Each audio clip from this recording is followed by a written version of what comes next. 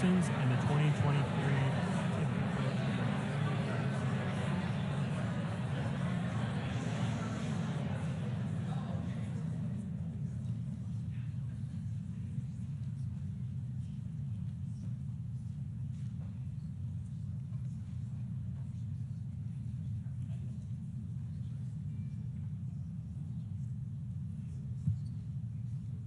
Ladies and gentlemen, distinguished guests, please welcome the Secretary of State, accompanied by the Ambassador at Large to monitor and combat trafficking in persons, and the 2023 TIP Report heroes.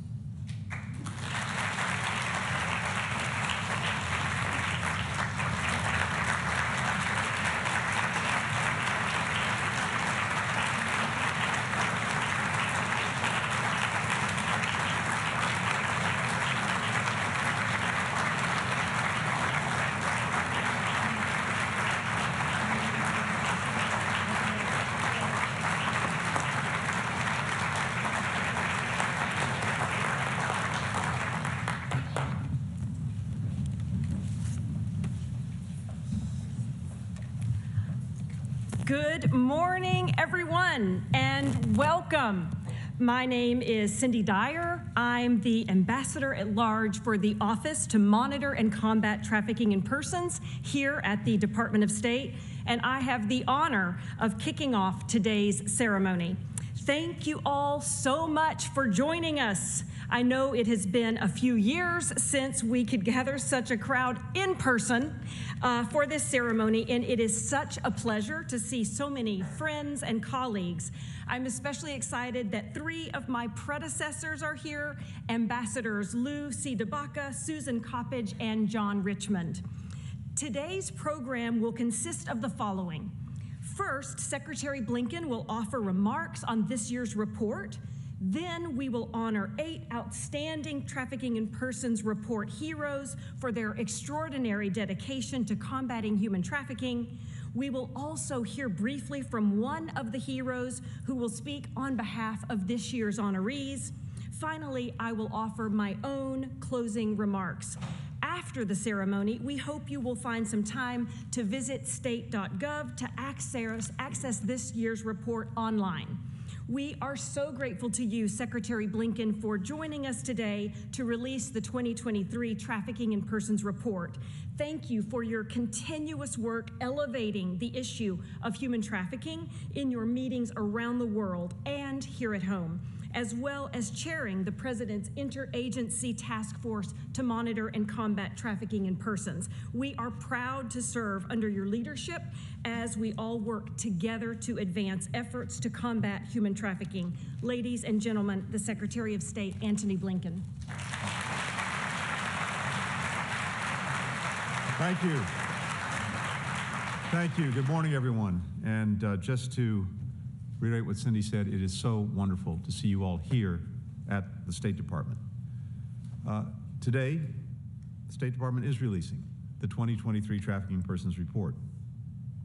This report provides a comprehensive, objective assessment of 188 countries and territories, including the United States.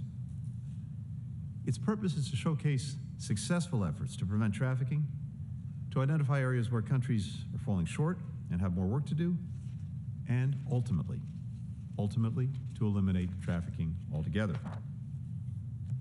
The United States is committed to combating human trafficking because it represents an attack on human rights and freedoms, violates the universal right of every person to have autonomy over their own life and actions. Today, more than 27 million people around the world are denied that right. Trafficking harms our societies, weakening the rule of law, corrupting supply chains, exploiting workers, fueling violence.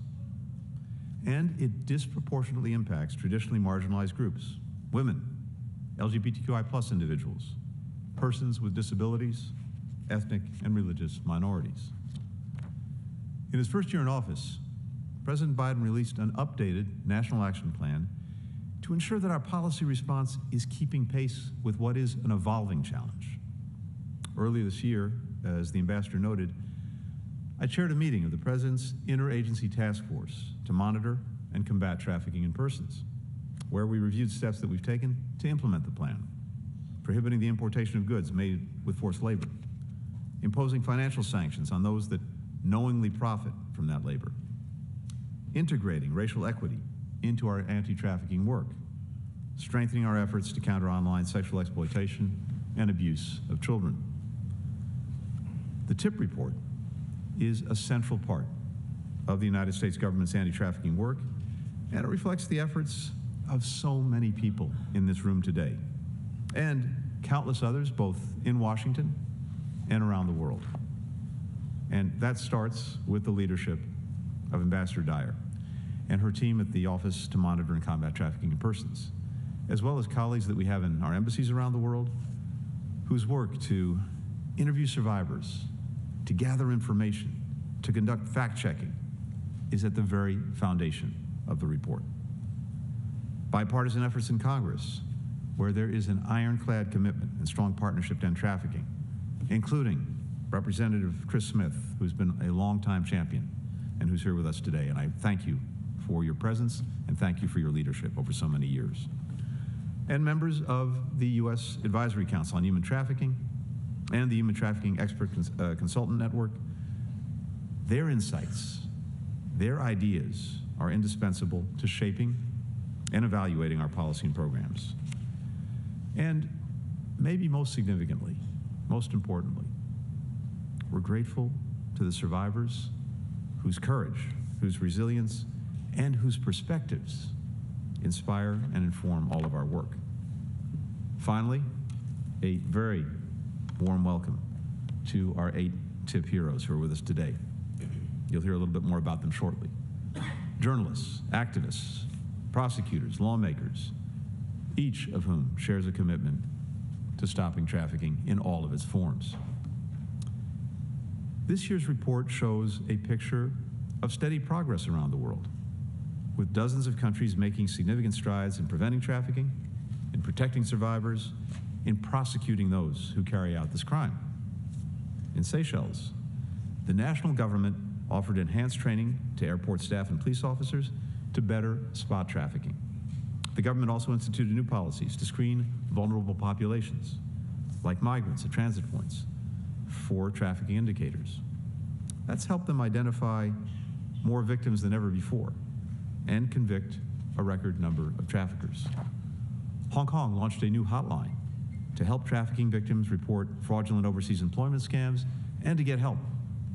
In its first month, that hotline received hundreds of calls, leading to several investigations.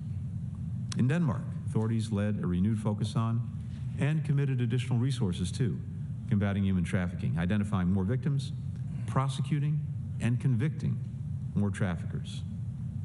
So, that's the good news, and these are just examples of it. The report also highlights a number of concerning trends. The first is the continued expansion of forced labor, as the pandemic disrupted supply chains around the world and spiked demand in certain industries like PPE production. Exploitative employers used a host of tactics to take advantage of lower paid and more vulnerable workers.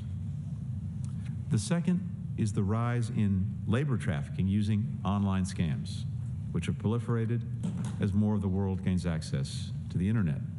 The pandemic supercharged this trend. Traffickers capitalized on widespread unemployment to recruit victims with fake job listings and then force them to run international scams. Third, the report exposes the risks facing an often overlooked segment of trafficking victims, boys and young men. According to a recent report by the United Nations Office on Drugs and Crime, between 2004 and 2020, the percentage of boys identified as victims of human trafficking rose fivefold. Now, for years, there's been a widely held but incorrect belief that trafficking affects exclusively female victims. This false perception has had some, quite frankly, devastating and tangible consequences, with far fewer support services typically allocated to male victims of trafficking. The reality is that any person, regardless of sex, regardless of gender identity, can be targeted by human traffickers. And so governments, civil society, the private sector, all of us have to develop resources for all populations, including male victims. When President Biden released his national plan to combat human trafficking, he said, and I quote, "We can accomplish far more working in partnership than we can working alone."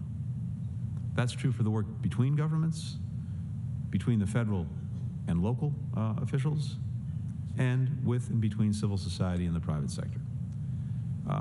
We see that in North Macedonia, where the government partnered with social workers, with NGO staff, with psychologists, with law enforcement, to launch mobile teams that identify the majority of trafficking victims in the country. This program has been so effective that several other countries in the Balkans either plan to or already have implemented the very same model. We see it in the work of the Asar Institute. That's an NGO that's worked hand in hand with private sector to help hundreds of thousands of workers learn about their rights and seek remediation when labor abuses occur. We see it in Argentina, where leaders from the federal government regularly meet with representatives from across the country's 24 jurisdictions to coordinate their efforts and raise one another's ambition, including by committing to offer long-term housing to survivors of trafficking. For an issue that's as complex and as constantly evolving as this one, we simply need all hands on deck. We need law enforcement working to prosecute traffickers. We need social workers providing trauma-informed care to the victims. We need advocates holding governments accountable. We need communities coming together to support the survivors. In many ways, this room reflects that need and reflects that community.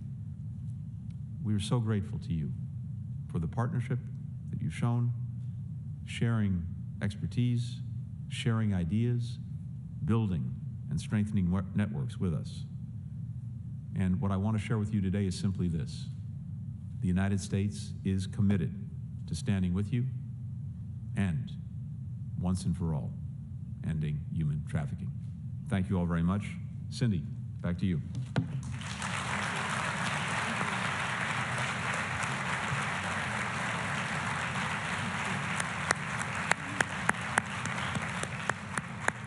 Thank you so much, Mr. Secretary, for those inspiring words.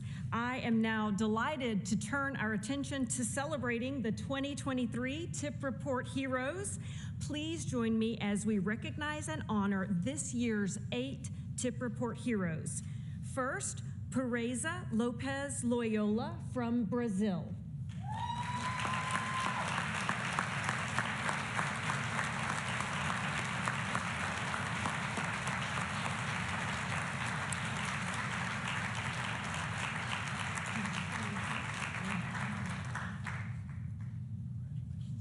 In recognition of her unwavering advocacy on behalf of herself, her son, and others who have experienced forced labor, including through first-hand documentation of evidence and testimony to illustrate the severity and proliferation of exploitative conditions in rural Brazil, which spurred a national movement and prompted the Brazilian government to establish mobile labor inspection units to increase identification of victims.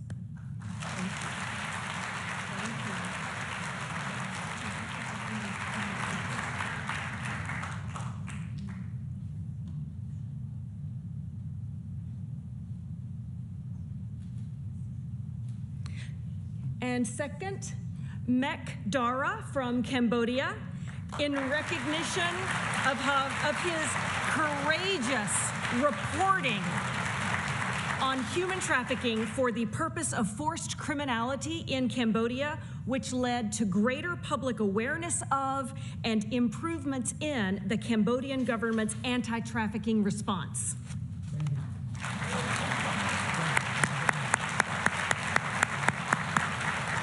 Mrs. Iman El Salawe and Mr. Basim Abdul Razak Jabbar from Iraq. In recognition of their leadership and innovation in establishing FATE, Iraq's first NGO dedicated to ending human trafficking, which has helped release and support hundreds of individuals, including children and foreign nationals, from dangerous work conditions, forced labor, and sexual exploitation.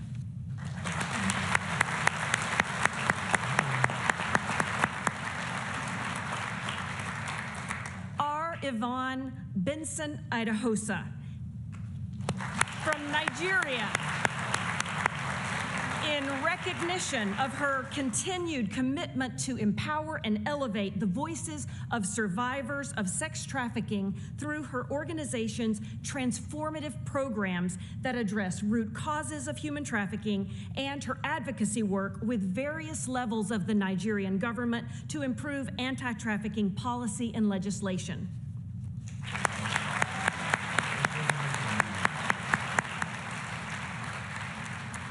Zahir Ahmed from Pakistan.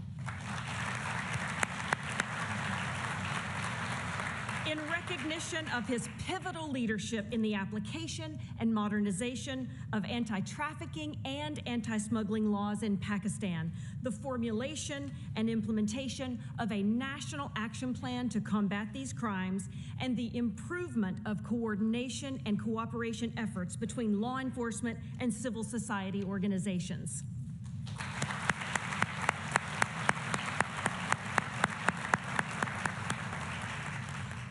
Hitcher from Peru.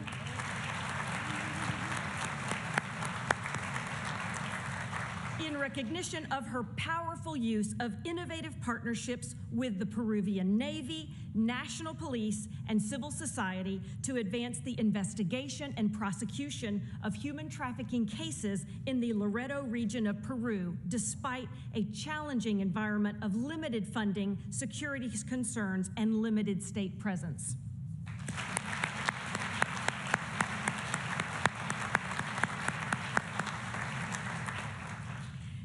Iomelis Moya Goite from Venezuela.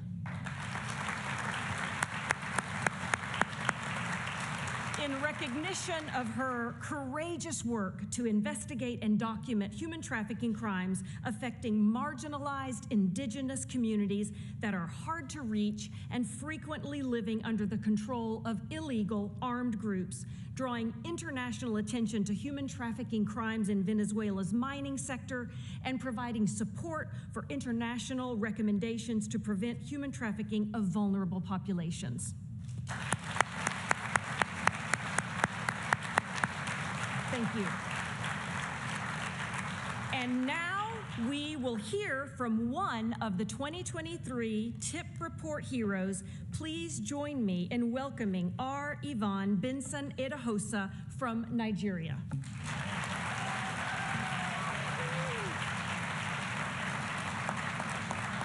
Thank you. Thank you, Secretary Blinken, Ambassador Daya. I'm honored to stand before you as a representative of so many who do this work of justice, of reconciliation, most without recognition, but with the same tenacity and compassion that each of us being recognized today do. Each of these heroes, Pereza, Mek, Iman, and Bazir, but Zahir, Paula, and Iomelis, exemplify courage in a moment in history where more than 27 million people are victimized by the evil that is human trafficking. Thank you to each of you and to all of you who fortify our arms for leading the change. I also stand before you on behalf of millions of African women whose bodies have been legislated upon, weaponized, but especially on behalf of Faith, a young Nigerian woman whose last words to me in September of 2016 were, "Auntie, I'm dying." Those three words still echo in my mind and serve as the impetus for why we at Pathfinders, the NGO I founded to protect survivors and prevent the sex trafficking of Nigerian women at home and abroad, continue to do this work. You see, Faith was trafficked from our hometown in Benin City to Libya and then to Europe, where she involuntarily serviced the underbelly of the European sex industry until her body was literally consumed to death. No one should ever be utilized as a product for consumption. Faith's story represents the reality of thousands of victims annually who are waiting for those of us with access and power and privilege to muster the social and economic courage to do for others what we do for ourselves. As visionaries who see the world as it should be, not as it is, the new face of our response requires a fundamental shift in consciousness that prioritizes reconciliation and promotes an integrated, intersectional, and interdependent methodology.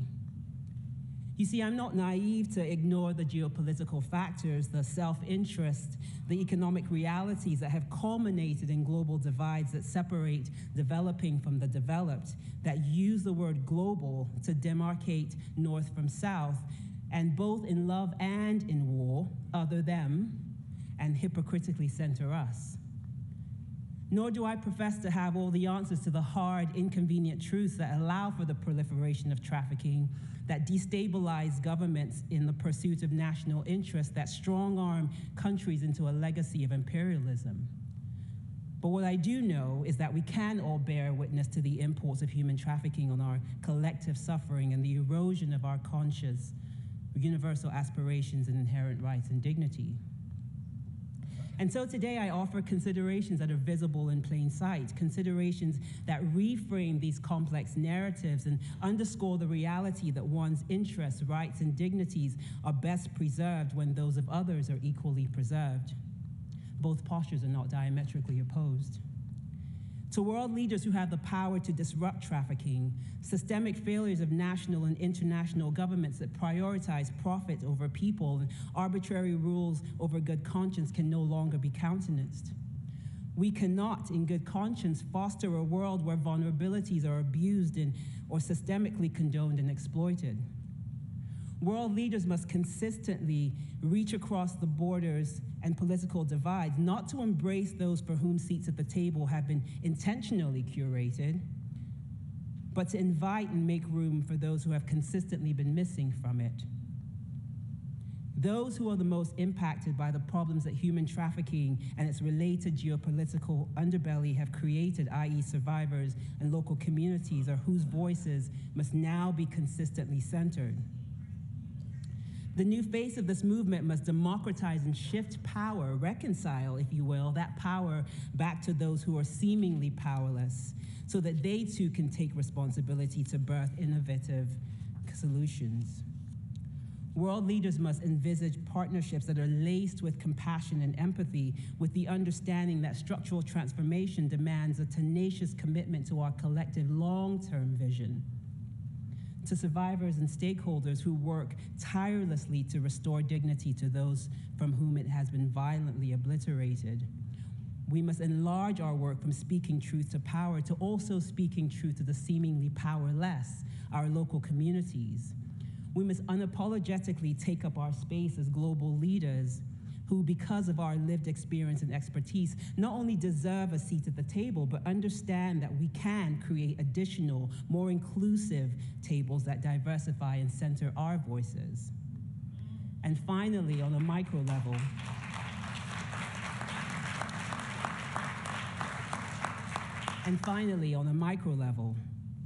we must each commit to doing the small daily actions that exemplify love, offering a cup of water to the thirsty, taking only that which you need, abandoning intellectual dishonesty that denies our own complicity in injustice, choosing kindness over indifference, and the collective good over individual advancement. That is how we reconcile the world. It is how we choose a world that extols the values that we contend guard our collective conscience. And as Dr. Martin Luther King Jr. once said, embody an audacious faith in the future of mankind. Eshe. Thank you for listening.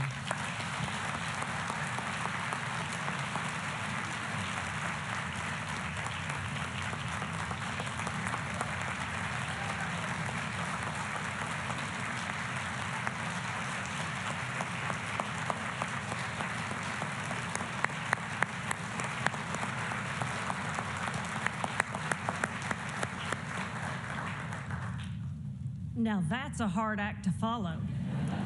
Next year, I'm going to speak first. Thank you, Yvonne, for sharing that important message on behalf of all of this year's heroes. Let's give this amazing group of leaders another round of applause.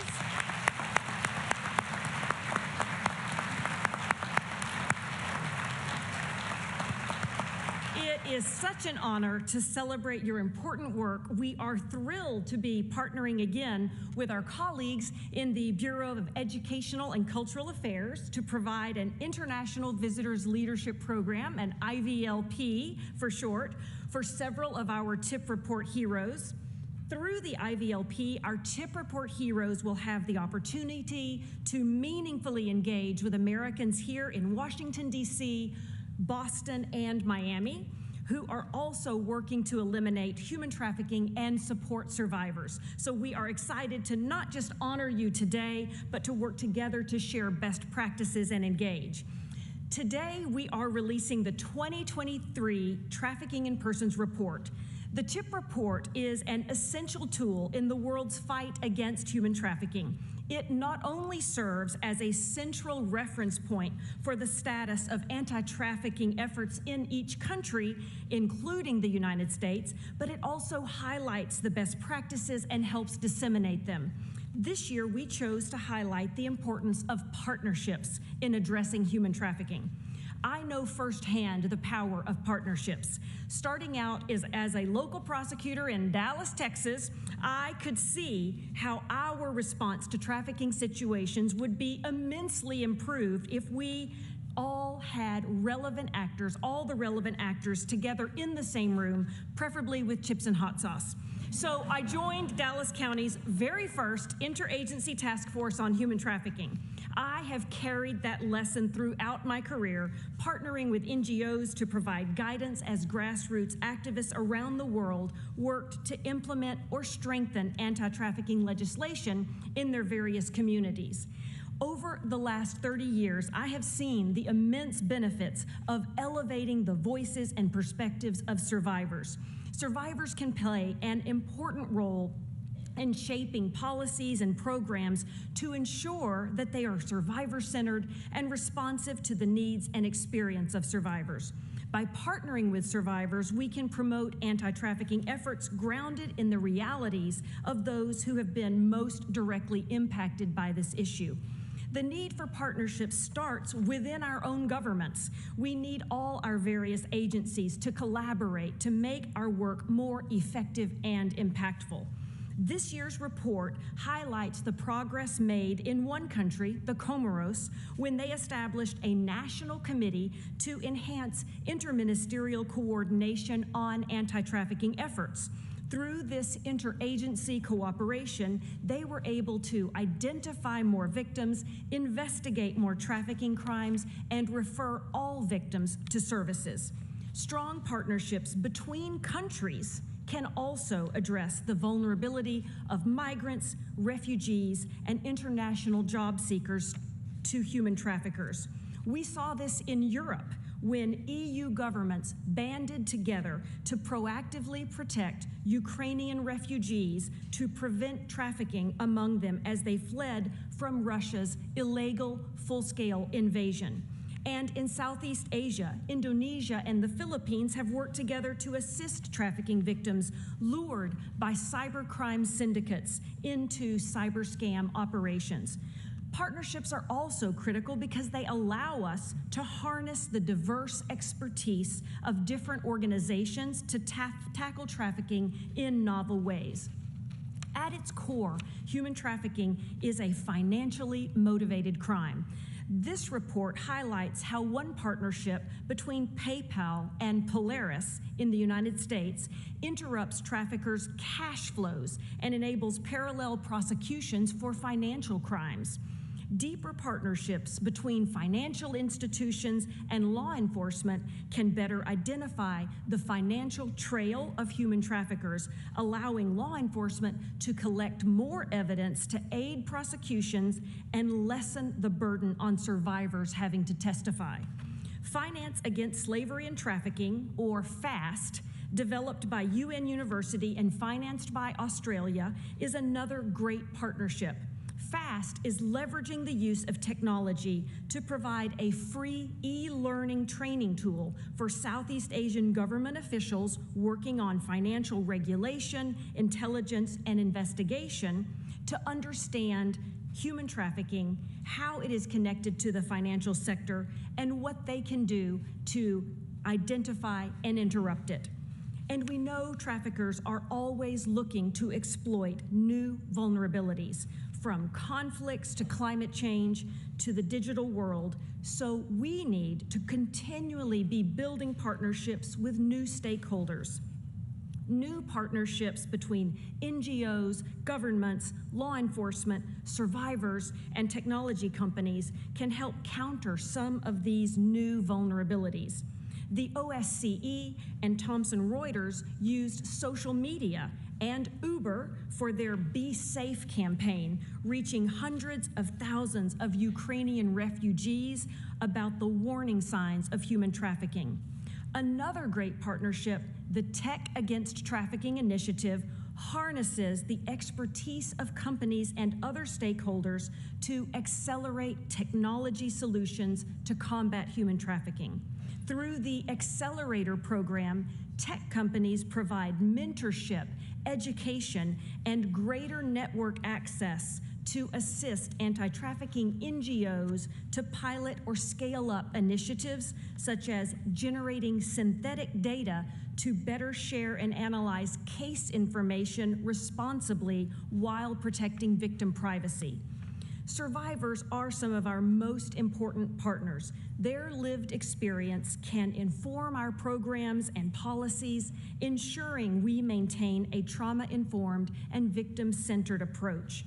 More countries than ever are seeing the benefits of partnering with survivors to enhance their anti-trafficking work.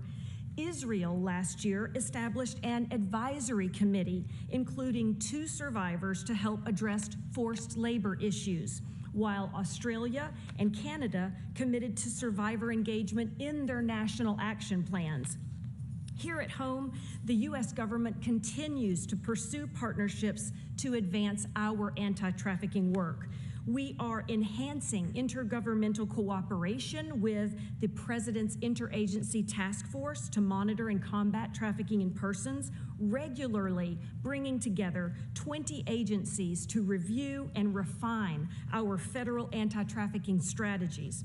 We are incorporating recommendations of survivors into our policymaking and programs at the highest levels, and working further to integrate survivors into all that we do, including through the work of the U.S. Advisory Council on Human Trafficking. We are partnering with neighboring countries to reduce the risk of migrants falling prey to human traffickers. And we are championing partnerships with technology companies and financial institutions to better prosecute traffickers, protect victims, and prevent trafficking in the first place. As we close, I want to draw our attention back to the individuals. Behind these pages of statistics and trends and tier rankings are millions of adults and children who are in trafficking situations and depend on our collective efforts. We owe it to them to work together to hold perpetrators accountable, to partner with survivors, to make sure our responses are trauma-informed and victim-centered, and ultimately to address the underlying factors that make people vulnerable to trafficking. The report offers many recommendations and best practices that are critical steps our government and governments around the world can take to build a world free of human trafficking. I'm going to take a page out of Yvonne's book, who quoted the Reverend Dr. Martin Luther King, who also once said, "The ultimate tragedy is not the oppression and cruelty by the bad people, but the silence over that by the good people." It is so humbling and inspiring to be in a room full to the brim with good people who refuse to be silent. Thank you so much for your steadfast service to others and for joining us today. Please remember to go to state.gov to check out this year's full report online. The cards and bookmarks you have received at today's event have a QR code you can scan to reach the website. Thank you for coming. Thank you all.